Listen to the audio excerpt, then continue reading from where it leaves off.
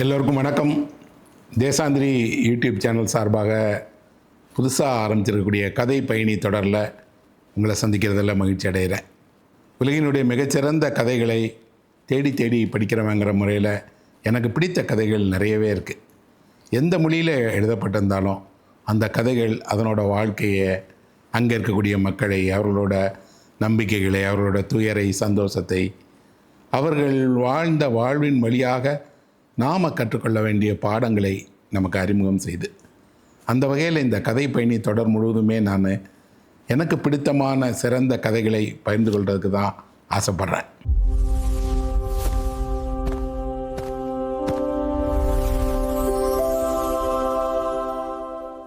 ஒரு கிராமத்தோட இரவும் நகரத்தோடைய இரவும் ஒன்றல்ல. இரவு அப்படின்னு ஒரே சொல்லலை குறித்தாலும் கிராமத்தினுடைய இரவு என்பது அடர்ந்த இருள் கொண்டது. நகரம் அப்படி இல்லை.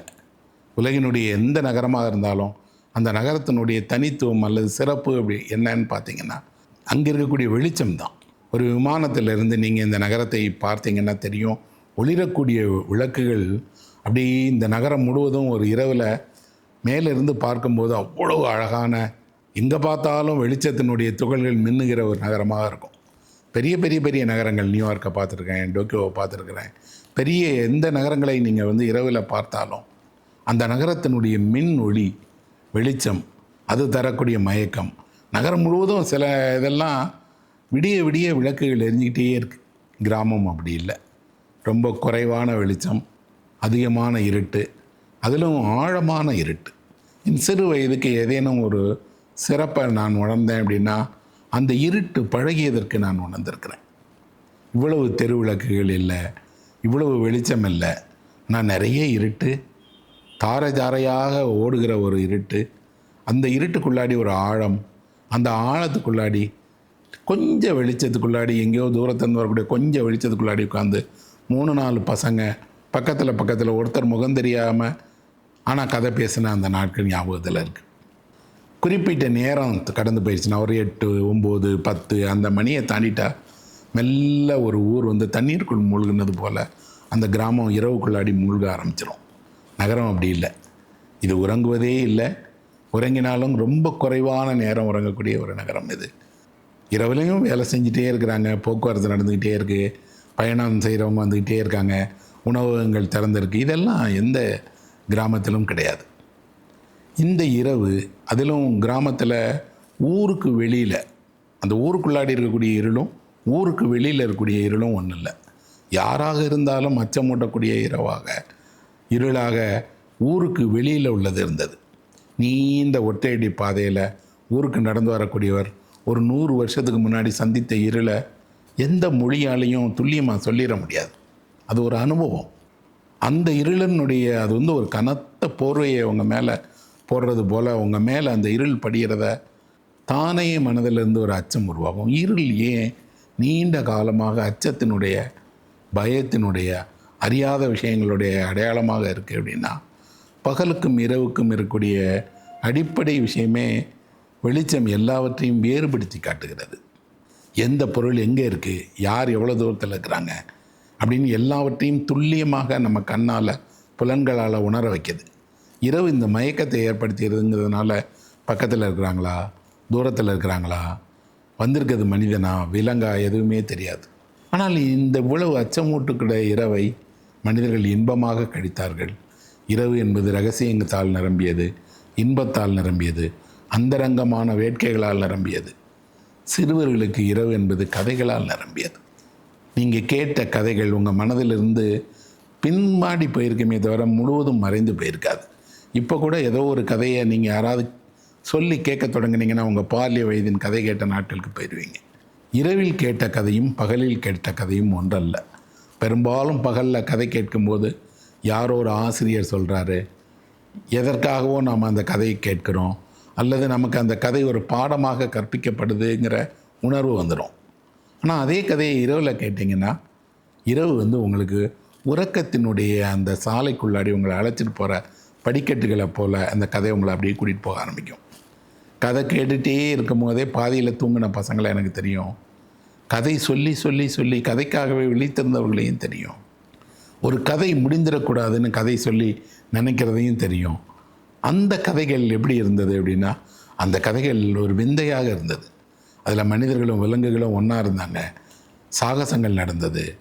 தேவதைகள் வந்தாங்க. 7 கடல்களை தாண்டி செய்யக்கூடிய பயணம் இருந்தது. ஆனால் படிக்க தொடங்கிய கதைகள் மெல்ல இந்த மாயத்திலிருந்து, விந்தையிலிருந்து நம்ம விலக்கி நம்ம வாழ்க்கையை, நம்ம சுற்றிய மனிதர்களை, நமது அன்றாட நிகழ்ச்சிகளை, தினப்பாடுகளை, கஷ்டத்தை, கவலைகளை எல்லாவற்றையும் கொண்ட உலகமாக மாறிடுச்சு. அப்படின்னா மனித வாழ்க்கை தான் மனிதனுடைய கதைகளுக்கான எப்பவும் இருக்கக்கூடிய மாறாத ஒரு கருப்பொருள். ஆனால் அந்த வாழ்க்கையை வாழ்ந்து கிடப்பதைப் போலவே அந்த நினைவுகளை பாதுகாக்கவும் கற்றுக்கொள்ளவும் கதைகள் தேவைப்படுது. இந்த கதைகள் இருளில் இருந்து பிறந்த கதைகள் அப்படின்னு கொஞ்சம் கதைகளை நான் சொல்லுவேன். அந்த கதைகளில் எப்பவும் ஒரு இருள் இருக்குது. ஒரு சின்ன சுடர் அந்த இருளுக்குள்ளாடி ஒரு மொத்த நம்பிக்கையும் தருவதை போல் இந்த கதைகளுக்குள்ளாடி ஒரு சின்ன வெளிச்சம் எரியுது. சுற்றிலும் சுடர் தான். எப்போ ஒரு கவிதை படித்தேன், இவ்வளவு நட்சத்திரங்களும் அழகாக தெரிவதற்கு காரணம் அதுக்கு பின்னாடி இருக்கக்கூடிய பேரிருள் தான். உண்மைதான். இருள்ங்கிற கிண்ணத்தில் தான் இந்த நட்சத்திரங்கள் மிதந்துட்டுருக்கு. அப்போ கதையும் அப்படி தான். இருளில் இருந்து மனிதனுடைய ஏதோ ஒரு குரல் சொன்ன ஒரு கதை, அந்த கதையில் இருக்கக்கூடிய ஒரு மாறாத வெளிச்சம்தான் இத்தனை ஆண்டுகள், தலைமுறைகள், நூற்றாண்டுகளை கடந்தும் கதைகளை வாழ வச்சுட்டே இருக்கு. அமெரிக்காவில் ஜெரோம் வைஸ்டைன் அப்படின்னு ஒரு எழுத்தாளர். அவர் ஒரு சிறந்த நாடக ஆசிரியர், திரைப்படங்களுக்கு கூட எழுதியிருக்கிறாரு. ரொம்ப புகழ்பெற்ற ஒரு எழுத்தாளர். அவர் ஒரு சிறுகதை எழுதியிருக்கிறார். அப்பா இருட்டில் அமர்ந்திருக்கிறார் அப்படின்னு தான் அந்த கதையினுடைய தலைப்பு. இந்த கதையை நான் என்னுடைய கல்லூரி நாட்களில் ஒரு அமெரிக்காவிலிருந்து வந்திருக்கக்கூடிய ஒரு தொகை நூலில் படித்தேன். அப்போது இருந்து அதுக்கப்புறம் நிறைய முறை இந்த கதையை அப்பப்போ படிச்சுட்டே இருக்கிறேன். இப்போ வரைக்கும் அந்த கதையில் எப்போ படிக்கும் போதும் அதில் இருக்கக்கூடிய வியப்பு, ஆஹா எவ்வளோ நல்ல கதை அப்படிங்கிற அந்த ஆச்சரியம் குறையவே இல்லை. அப்படி என்ன அந்த கதையில் இருக்குது?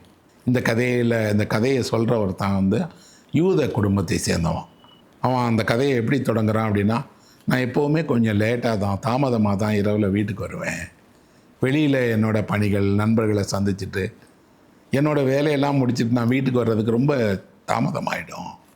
அந்த மாதிரி தாமதமான நேரங்களில் வீட்டில் இருக்கக்கூடிய அப்பா அம்மா உன்னுடைய உறக்கத்தை கெடுக்கக்கூடாதுங்கிறதுக்காக நானே கதவை திறந்து ஒரு பூனை உள்ளே போகிறது மாதிரி சத்தமே இல்லாமல் நடந்து போவேன். நடந்து போய் கிச்சனில் போய் தண்ணி குடிக்கிறதுக்காகவோ அல்லது சாப்பிட்றதுக்காகவோ நான் போகும்போது தடுமாறி விழ போவேன். ஏன் அப்படின்னா, கிச்சனில் ஒரு நாற்காலியில் இருட்டுக்குள்ளாடி எங்கள் அப்பா உட்காந்துருப்பார். ஆச்சரியமாக இருக்கும். விளக்க போட்டுட்டு அமர்ந்திருக்கலாமே, எதுக்காக அப்பா இருட்டிலேயே அமர்ந்திருக்கிறாரு அப்படின்னு தோணும். அப்பாட்ட அப்பா என்ன செஞ்சிட்ருக்கீங்க அப்படின்னு கேட்பேன். அப்பா சொல்வார், சும்மா தான் இருக்கேன் அப்படின்னு. என்னப்பா யோசிக்கிறீங்க? ஏதாவது கஷ்டமா, ஏதாவது பிரச்சனையா, எதுக்கு இருட்டில் உட்காந்து யோசிக்கிறீங்கன்னா அந்த அப்பா சொல்வார், அதெல்லாம் ஒன்றும் இல்லைப்பா, சும்மா தான்ப்பா உட்காந்துருக்குறேன் அப்படின்னு. இந்த பையனுக்கு அப்பா ஏன் எப்பவும் பாதி ராத்திரியில் முழித்து இருட்டில் உட்காந்துருக்கிறாருன்னு புரியவே புரியாது. பல தடவைகள் பார்த்துருக்குறான் அவன். அவங்க அம்மா தூங்குவாங்க, ஆனால் அப்பா திடீர்னு எழுந்து இருட்டில் போய் ஒரு சேர் போட்டு உட்காந்து எதையோ வச்சுட்டே இருப்பார்.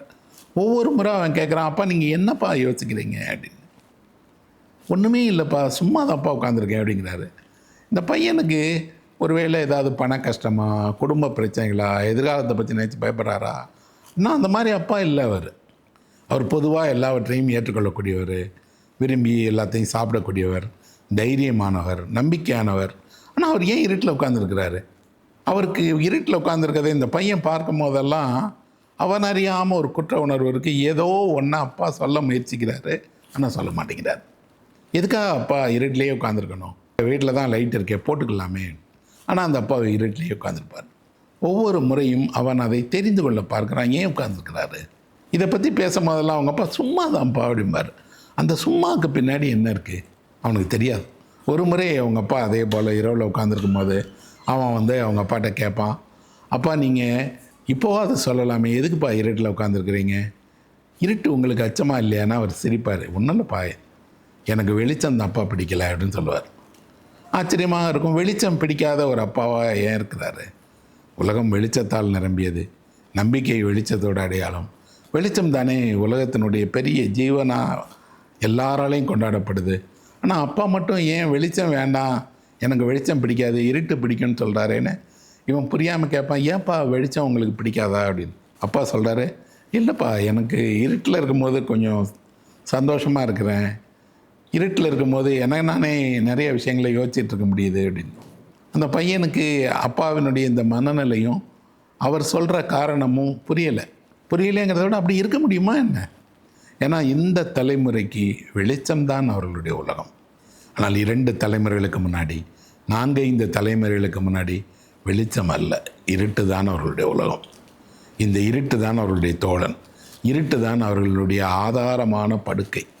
இருட்டுக்குள்ளாடியே வேலை செஞ்சு, இருட்டுக்குள்ளாடியே படுத்து, விடிகாலையில் முழுவதும் வெளிச்சம் வராத அந்த கரைந்த இருளுக்குள்ளாடி வேலைக்கு போய் நிலத்தில் வேலை பார்த்து கடினமாக உழைத்தவர்களுக்கெல்லாம் இருள் அப்படிங்கிறது பயமுறுத்தக்கூடிய ஒன்றல்ல, ஒரு தோழன் தான். இந்த அப்பாவும் அப்படி தான் இருக்கிறார். இந்த பையன் வியப்பு தீராமல் ஒரு குழப்பத்தோடையே அப்பாட்ட கேட்குறான், அப்பா நிஜமாக ஏதாவது காரணம் இருந்தால் சொல்லுங்கப்பா, ஏன் எப்பவும் இருட்டில் உட்காந்தே இருக்கீங்க? அப்பா ஒரு பதில் சொல்கிறார், நான் சிறு வயசுலலாம் இவ்வளோ வெளிச்சத்துக்கு பழகினவன் இல்லைப்பா, எங்கள் வீட்டில் இவ்வளோ வெளிச்சம் இல்லை, இருட்டு தான்ப்பா இருந்தது. வெளிச்சம்ங்கிறது நாங்கள் உருவாக்கிக்கிட்ட ஒன்று தான். கொஞ்ச நேரம் இருக்கும், அந்த வெளிச்சத்தில் சமைப்போம், அந்த வெளிச்சத்தில் சாப்பிடுவோம், ஆனால் கொஞ்சம் தான்ப்பா எங்களுக்கு வெளிச்சம் இருந்ததுன்னு சொல்கிறார். அது அப்பாவினுடைய ஒரு ஒட்டுமொத்த வாழ்க்கையை சித்தரிக்கக்கூடிய ஒரு சித்திரம். அன்றைக்கு வெளிச்சம் குறைவாக இருந்தது, இன்றைக்கு வெளிச்சம் அதிகமாகிடுச்சுங்கிறது வளர்ச்சி, மாற்றம், தேவை எல்லாம் புரியுது. ஆனால் குறைவான வெளிச்சத்துலேயும் அதிகமான இருளிலையும் இருந்தவர்கள் தன்னைத்தானே அறிந்து கொள்கிறதுக்கும் தன்னைத்தானே யோசிக்கிறது. இந்த அப்பா சொல்கிறார் இல்லையா, சும்மா தான் இருந்தேன், அந்த சும்மா வெறும் சும்மா இல்லை, அந்த சும்மா இருப்பது என்பது இன்று இயலாத ஒரு காரியம். அந்த அப்பாவை வெளியிலேருந்து பார்க்கக்கூடிய இந்த பையன் இந்த கதையை படிக்கும் போது எனக்கு தோணும், இந்த பையன் அப்பா மேலே காட்டக்கூடிய அக்கறை. இதே அப்பா பகலில் இதே போல் ஒரு நாற்காலி போட்டு உட்கார்ந்துருந்தார்னா அந்த பையன் கேட்கவே மாட்டான். ஏன்னா பகல் வெளிச்சம் என்பது எல்லாவற்றையும் தெளிவாக புரிய வைக்கக்கூடியதாக இருக்குது. ஆனால் இரவில் வெளிச்சம் இல்லாமல் இருட்டில் ஒருவர் தனியாக அமர்ந்திருக்கிறார் அப்படின்னா நிச்சயம் ஏதோ ஒரு காரணம் இருக்குன்னு உலகம் நம்புது. அது உண்மையும் கூட தான். ஏன்னா பின் இரவில் விழித்து கொள்ளுகிறவர்கள், ஏதோ ஒரு கவலையில் பாதி தூக்கத்திலிருந்து முழிச்சுக்கிறவங்க, சொல்ல முடியாத மனவேதனையோடு இருப்பவர்கள், அவர்கள் இருட்டுக்குள் அமரத்தான் பார்க்குறாங்க. அப்படி இருட்டுக்குள் அமர்ந்தபடி அவர்கள் என்ன பார்க்கிறார்கள்? தன்னை அல்ல, அந்த ஒட்டுமொத்த இருட்டும் தனக்கு தேவை என்பதை உணர்கிறாங்க. சில சமயம் அவர்கள் வீதியை பார்க்குறாங்க, அந்த வீதியில் இருக்கக்கூடிய ஆள் நடமாட்டம் இல்லாத தனிமையை பார்க்குறாங்க. இந்த கதையில் கடைசி வரைக்கும் இந்த அப்பா இப்படி இருப்பதுக்கு ஏதேனும் விசேஷ காரணம் இருக்கா? அவங்க அப்பாவுக்கு உண்மையிலேயே ஏதாவது மன கவலைகள் இருக்கா? சொல்லப்படலை. ஆனால் இந்த கதை ஒன்று சொல்லுகிறது, இருட்டு பிடிக்கிற மனிதர்களும் இருந்தார்கள், இருக்கிறார்கள். அதை நாம் புரிந்து கொள்ளணும். வெளிச்சம் பிடிக்கிற மனிதர்களே நமக்கு தெரியும், வெளிச்சத்திலேயே மிதப்பவர்களே தெரியும். வீடு முழுவதும் ஒளிமயமான ஒரு சூழலில் வாழக்கூடியவர்களை நமக்கு தெரியும். பல வீடுகளில் மனிதர்கள் உறங்கும் போதும் எரிஞ்சிக்கிட்டே இருக்கக்கூடிய அந்த இரவு விளக்குகளை, முகப்பு விளக்குகளை, கதவுக்கு முன்னாடி பொருத்தப்பட்டிருக்க பெரிய விளக்குகளை நான் பார்த்துருக்கிறேன். அந்த விளக்குகள்லாம் அவர்கள் உறக்கத்தினுடைய நம்பிக்கையை போல தான் இருக்குது. அப்படின்னா இந்த கதை எதை சொல்ல முற்படுது அப்படின்னா, ஒரு தலைமுறைக்கும் இன்னொரு தலைமுறைக்கும் இடையில் வந்த மாற்றங்கள் எல்லாம் சரி, ஆனால் எங்கோ ஒரு இடத்துல இந்த வாழ்க்கை எப்படி தொடங்கியது, பின்னாடி பின்னாடி பின்னாடி நீங்கள் போனீங்கன்னா தெரியும், இருளுக்குள் நடந்த விஷயங்கள் எவ்வளவோ இருக்குது. அந்த காலத்தில் போர் நடக்கும் இல்லையா, அப்போ போரில் என்ன செய்வாங்களாம், படைகளை இரவுக்குள்ளாடியே நடத்தி கூட்டிகிட்டு போவாங்களாம். பகலில் படை நடந்து போகிறதா இருந்துச்சுன்னா வெயிலில் போக முடியாதுங்கிறதுனாலையும், படை போகும்போது கண்டுபிடிச்சிருவாங்கங்கிறதுனாலையும் இரவுலேயே நடத்தி கூட்டிகிட்டு போவாங்களாம். ஒருவர் இருவர் இல்லை, ஆயிரக்கணக்கான படை வீரர்கள், யானை, குதிரை, தேர் எல்லாம் இரவுக்குள்ளாடியே போகிற ஒரு காட்சி. அதில் யாரோ ஒருவர் வேணால் பாதையில் என்னன்னு தெரியறதுக்காக ஒரு பந்தம் ஏற்றிருக்கலாம். ஆனால் மற்றவர்கள் எல்லாம் இரவுக்குள்ளாடியே நடந்து போகிறாங்கன்னா கொஞ்சம் கண்ணை மூடி நீங்கள் அந்த காட்சியை யோசித்து பாருங்கள் எப்படி இருக்கும் அப்படின்னு. 1000 பேர், ஒரு யானை, வரிசையான குதிரைகள், தேர், அவ்வளவும் அப்படி இருளுக்குள்ளாடி நகர்ந்து போகிற அந்த காட்சி என்பது வெறும் யுத்தம் அல்ல, ரகசியமான ஒரு நகர்வு. அது அந்த நகர்வில் என்ன நடக்குது அப்படின்னு பார்த்தீங்கன்னா, நாம் பார்க்காத ஒரு இயக்கம் நடக்குது. போர், இன்றைக்கு நடக்கக்கூடிய போர் எல்லாம் தரையில் அல்ல, வானில் நடக்கிறது. போர்னு சொன்ன உடனே வானத்தை தான் நம்ம பார்க்குறோம். ஏன்னா எங்கிருந்தோ விமானம் தாக்கப் போகுது, எங்கிருந்தோ ஏவுகணை தாக்கப் போகிறது, எங்கிருந்தோ வான்வெளியை கிழித்து கொண்டு ஒரு பேராபத்து நம்மை நோக்கி வரப்போகிறதுன்னு இன்றைய யுத்தம் விண்வெளியில் நடக்கு. பெரிய கடற்பரப்பில் நீரில் நடக்கிறது, நிலத்தில் குறைவாகத்தான் நடக்கிறது. நிலத்தை அழிப்பதற்காக விண்ணிலிருந்து ஏவுகிறாங்க. ஆனால் அந்த பழைய காலத்துக்குள்ளாடி நடந்த அந்த நகருக்குள்ளாடி என்ன இருந்தது அப்படின்னா, இரவை பகலிடமிருந்து எதிர்நிலைப்படுத்தாத, வேறுபடுத்தாத, பகலும் இரவும் ஒன்று கொண்டு எதிரி என்று நினைக்காத ஒரு மனநிலை இருந்தது. இருட்டு பழகுவது கொஞ்சம் தேவைப்படுகிறது. எப்போவாவது நீங்கள் எங்கேயாவது ஒரு தனியான இடத்துல, அதுலேயும் ஏதாவது ஒரு பெரிய ரெசார்ட் மாதிரியான இடத்துல இருந்திருந்தீங்கன்னா தெரியும். அப்போது இருட்டிலேயே நீங்கள் நடக்கலாம், போகலாம். சிலர் இருட்டிலேயே நீண்ட கடற்கரை நடக்கிறதெல்லாம் பார்த்துருக்கேன். இது எதற்காக அப்படின்னா, இருட்டு பழகுவது இந்த தலைமுறைக்கு தெரியாது. இலக்கியம்தான் நண்பர்களே இந்த இருட்டையும் வெளிச்சத்தையும், இந்த இரண்டுக்கும் இடையில் இருக்கக்கூடிய நெருக்கத்தையும் நமக்கு சொல்லுது. எப்போது ஒரு ஜப்பானிய கவிதை படித்தேன். அதில் ஒரு வரி வருது, மின்சாரம் கண்டுபிடிப்பதற்கு முன்பு வசித்த தலைமுறையினருக்குத்தான் நிலா என்பது முழுமையாக தெரியும் அப்படின்னு. அது உண்மைதானே? இன்றைக்கி நம்ம பார்க்கக்கூடிய நிலா முழுமையான அனுபவிக்கக்கூடிய ஒன்று இல்லை. நிலா வெளிச்சம் நமக்கு பிடிச்சிருக்கு, ஒரு பௌர்ணமி வெளிச்சத்தை ரசிக்கிறோம், நிறைய நாட்கள் நிலாவை கொண்டாடுறோம். மின்சாரம் வருவதற்கு முந்தைய தலைமுறைக்கு நிலாதான் மிகப்பெரிய ஒளி வெள்ளம். நிலவை நாமெல்லாம் ஆணாக கருதுகிறோம். சில மரபுகளில், அவங்க புராணங்களில் நிலவு பெண்ணாக சித்தரிக்கப்படுது. இங்கேயும் கவிதையில் நிலவு பெண்ணாயிருது, புராணங்களில் துன்பங்களில் நிலவு ஆணாயிருது. ஆனால் அந்த மின்சாரம் வர்றதுக்கு முன்னாடி பார்த்த நிலவு காட்சிகளை இலக்கியம் மட்டும்தான் நண்பர்களை பதிவு செய்திருக்கு.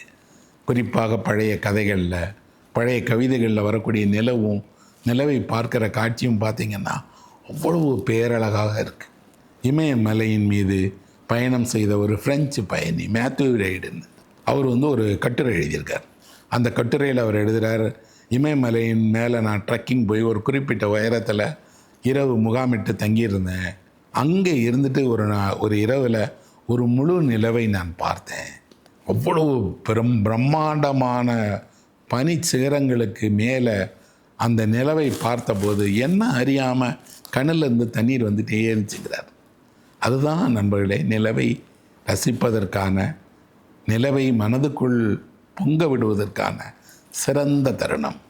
நீங்கள் கொஞ்சம் யோசித்து பாருங்கள், ஒரு பெரிய பனிமலை இமயமலையின் மேலே ஒரு நிலவு எழுந்து பேரொழியோடு இருக்குன்னா அந்த காட்சியை யாரோ ஒருவர் பார்த்துருக்கிறான்னு அவன் பாக்கியவான். அந்த மனிதன் இயற்கையினுடைய மாபெரும் தரிசனத்தை அடைஞ்சிருக்கிறான். அவன் இமயமலை மேலே ஏறி பெரிய சாகசத்தை செய்தானா, சாதனையை செய்தானா என்பது எனக்கு முக்கியம் அல்ல. ஆனால் இந்த காட்சியை அவன் பார்ப்பதற்கு இல்லையா, அது அதிசயம். எத்தனை கோடி கோடி கோடி கண்கள் பார்த்தாலும் நிலவின் மீது இருக்கக்கூடிய வியப்பும் ஆராதனையும் குறையிறதே இல்லை. எத்தனை முறை எங்கெல்லாம் நிலவை பார்த்துருக்கிறேன்னு இந்த வரியை யோசித்த உடனே மனதில் தொடர்ந்து வந்துகிட்டே இருக்குது. நீங்கள் பாலைவனத்தின் நடுவில் பார்த்த நிலவும், பயணத்தின் நடுவில் பார்த்த நிலவும், ஒரு முழுக்க வட இந்திய பயணத்தில் போயிட்டே இருக்கேன். பயணத்துக்கு நடுவில் ஒரு நிலவு, கலங்கிய நிலவு கூட வந்துகிட்டே இருக்குது. ஒரு மேக கூட்டங்களுக்கு இடையே கலங்கிய நிலவும், ஒரு ஓடுற ரயிலிருந்து ஜன்னல் வழியாக பார்த்துட்டு ஒரு இளைஞனும் ஒரே நேரத்தில் வந்துகிட்டே இருக்காங்க. இந்த இளைஞனுக்கு எங்கே போகிறதுன்னு தெரியாது, என்ன பார்க்க போகிறதுன்னு தெரியாது. ஒரு எழுத்தாளனாக நான் எழுதி கதைகளின் வழியாக அறியப்பட்டிருந்தாலும் என்னுடைய பயணங்களின் வழியாக நான் கண்ட காட்சிகள், சந்தித்த மனிதர்கள், இதெல்லாம் சேர்ந்து தான் என் எழுத்தை உருவாக்கியது. அந்த கலங்கிய நிலவை பார்த்து கொண்டிருந்த இளைஞனாகத்தான் நான் இருந்தேன். எப்படி இருக்கும் வாழ்க்கை, என்ன செய்ய போகிறோம், என்ன எழுத போகிறோம், எதிர்காலம் என்னன்னு தெரியாது. நிலவு தான், ஆனால் ஒளிரக்கூடிய பூர்ணிமையினுடைய நிலவு அல்ல, ஒரு கலங்கிய மேகமூட்டம் கூடிய நிலவு. அந்த இளைஞனோட மனதை போலவே இருந்த நிலவு. அந்த நிலவு போய்கிட்டே இருக்குது, கூட பார்த்துட்டே இருக்கேன். ரயில் ஒரு வளைவில் திரும்பும் போது நிலவு மறைஞ்சிடுச்சு. திரும்ப பார்க்க முடியாதாங்கிற ஏக்கத்தோடு போய்கிட்டே இருக்கேன். நீண்ட ஒரு பின் இரவில் திடீர்னு திரும்பி நிலவு பார்க்குறேன். யாரோ நமக்கு தெரிந்த ஒரு மனிதர், நம்பிக்கையான ஒரு மனிதர் நம் கூடவே இருக்கிறார், நம் கூடவே வர்றார். டெல்லியில் போய் நான் இறங்கும் போது அந்த நிலவு வானில் இல்லை, ஆனால் மனதில் இருந்தது. அப்படின்னா இந்த இலக்கியம் மனித மனதினுடைய நுண்ணுணர்வுகளை உருவாக்குது, மேன்மைப்படுத்துது, அடையாளப்படுத்துது, கண்டுபிடிக்க வைக்குது. எழுதுபவனுக்கு நிறைய இரவு தேவை. பகல் பணிகளுக்கானது, இரவு ஓய்விற்கானது, மகிழ்ச்சிக்கானது, ரகசியங்களுக்கானதுன்னா அங்கிருந்து தானே கதைகள் பிறக்குது. 1001 இரவு கதைகள் என்று 1001 இரவும் கதை சொன்ன ஒரு மரபு நமக்கு இருக்குது.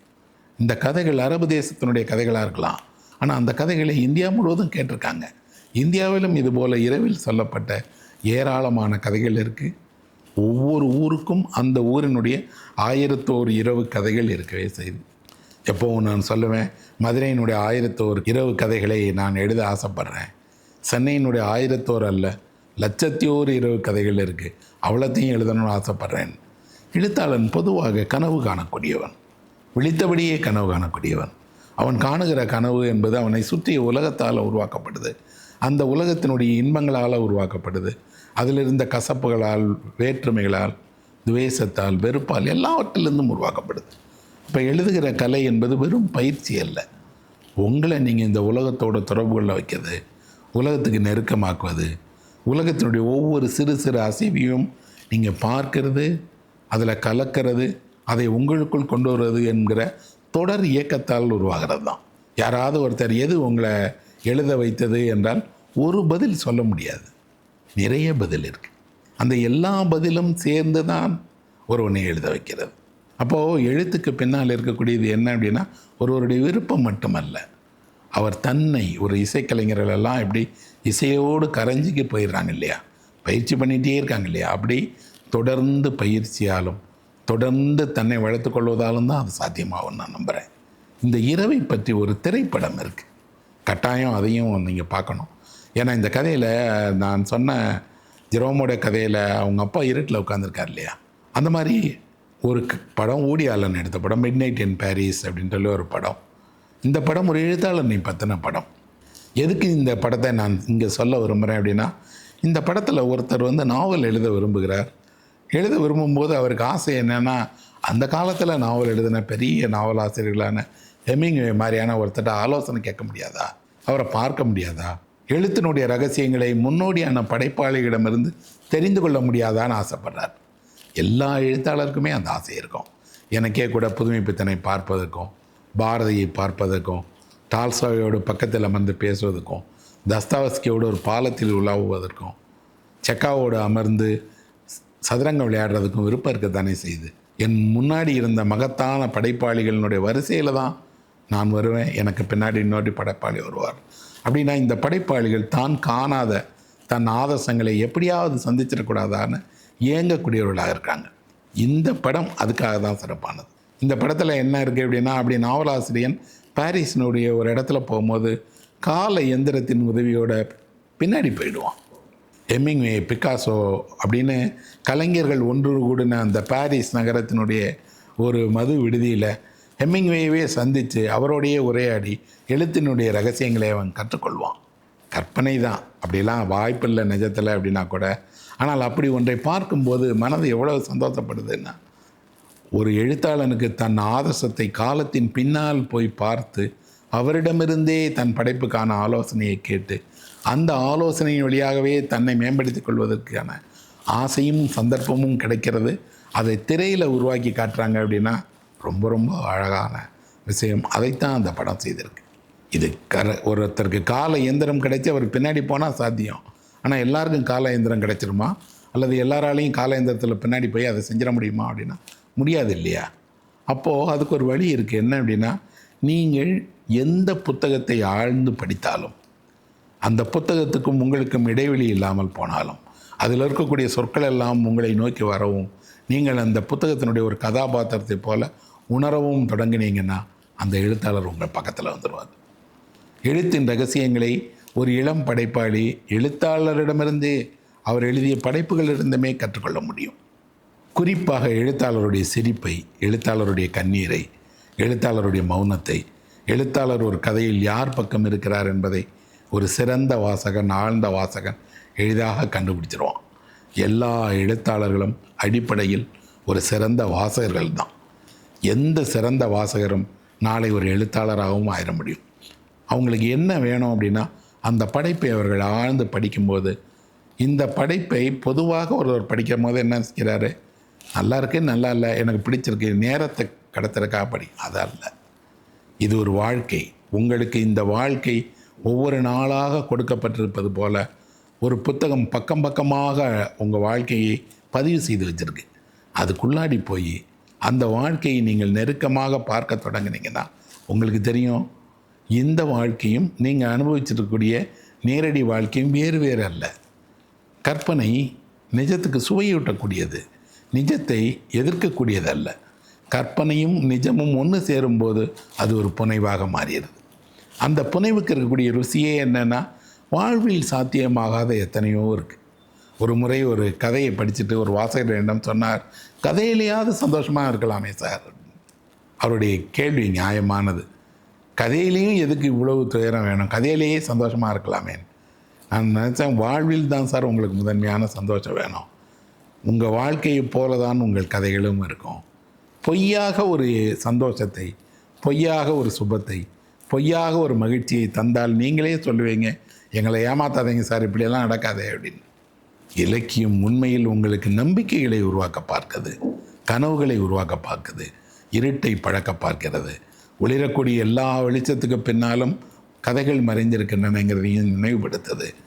நாம் கொஞ்சம் கொஞ்சமாக மனித மையமான கதைகளை மட்டுமே சொல்லிகிட்டு இருக்கோங்கிறத திரும்ப திரும்ப இலக்கியம் நினைவுபடுத்திகிட்டே இருக்குது.